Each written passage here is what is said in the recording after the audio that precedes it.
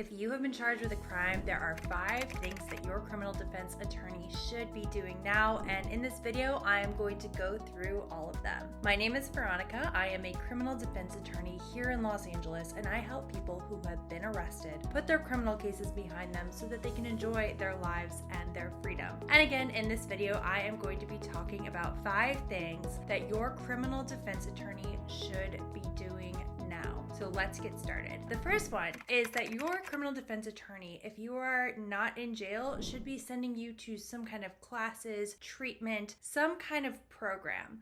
And I'm not saying if you just hired someone and you have court next week that they should be telling you to do this right now, but if you have an ongoing case in general, we want our clients to go to therapy, AA, NA, parenting classes, anger management, whatever it may be, domestic violence classes, whatever it may be, we want you going to those now because that can drastically affect the offer that the prosecutor is willing to give you. And by offer, I mean that maybe a reduced sentence, maybe a reduced charge, and sometimes even a dismissal. Number 2 is that your defense attorney should be giving you a copy of the evidence. You need to see the police report. You know, so many times people call me and they have had a case that's ongoing for a few months now, and I'll ask them questions about the police report. Sometimes I ask them to send me a copy of it and they don't have it. I ask them about the evidence. Well, they don't really know. Are there any witnesses? Is there any video? Anything? And they have no idea. So it's really important that your attorney gives you a copy of the police report. Now, sometimes some of these videos, body-worn camera videos, etc., we are not allowed to give you. Sometimes there is an order in place that's preventing us from doing that,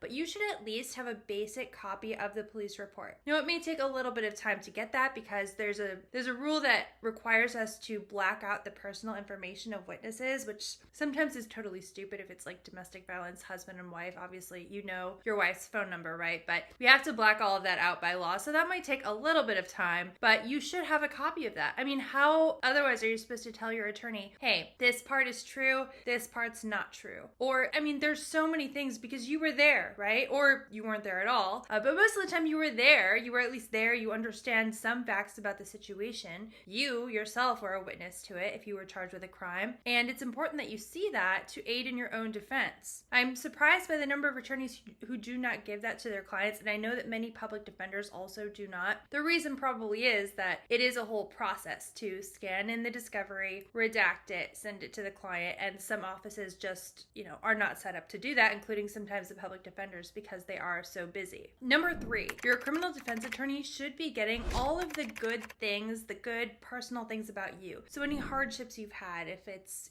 immigration, I've had clients that at one point were experiencing homelessness or the loss of someone close to them, those kind of things, but also your work experience, your school, all of those are really, really important. And I actually have a form that I have all of my clients fill out with all of those things, including, your hopes and dreams for the future, because those are things that I've used in order to get my client a much better deal than the DA was originally anticipating ever giving me. So I want to make sure that I have that at my fingertips, and it's really important that your criminal defense attorney has that too. Number 4 is get letters of recommendation for you. And I don't mean that your criminal defense attorney should go to your school or your work and collect all these letters, but they should give you guidelines and they should be having you collect those, because those also can make a big difference. When I have had clients who have had letters of recommendation from police officers, for example, that obviously can make a big difference. But I've also had a letter of recommendation from my client's wife that I used to get him out of going to jail when the prosecution really, really wanted him to go to jail for an entire year. So that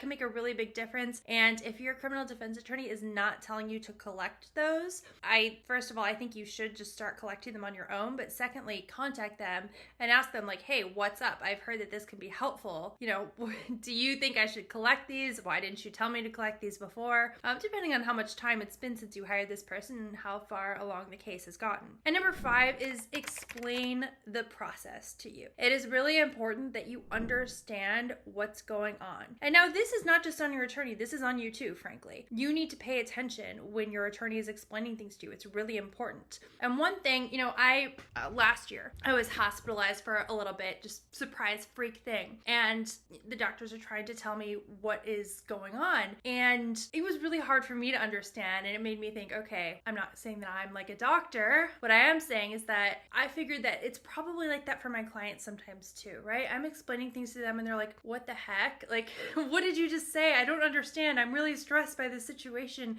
and I don't understand what's going on. So one trick that I used is I would try to summarize it and repeat it back to them. And I tried to listen very carefully, but also make sure I summarized and repeated it back and asked them to confirm whether that was yes or no. Not just have them repeat it again and again, that won't do anything.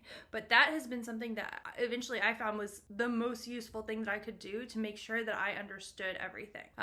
Sometimes you might want to take notes. I took notes at some points too, but your attorney should be explaining all this to you. I have a document that I give my clients, especially if they seem like, even after talking to me, they're a bit confused, a criminal case timeline that explains like, hey, what's the purpose of all these court dates where it seems like nothing really happens. There is actually an important purpose to those. And I do have videos where I go through the timeline and actually give a copy of the timeline out there, but there should be some mechanism by which your attorney informs you what is going on. And again, it is on you to pay attention. It is on you to repeat back to them what they said. One thing you can also do is even after the conversation, you could email them with, hey, this is my understanding of the conversation and what I learned from it.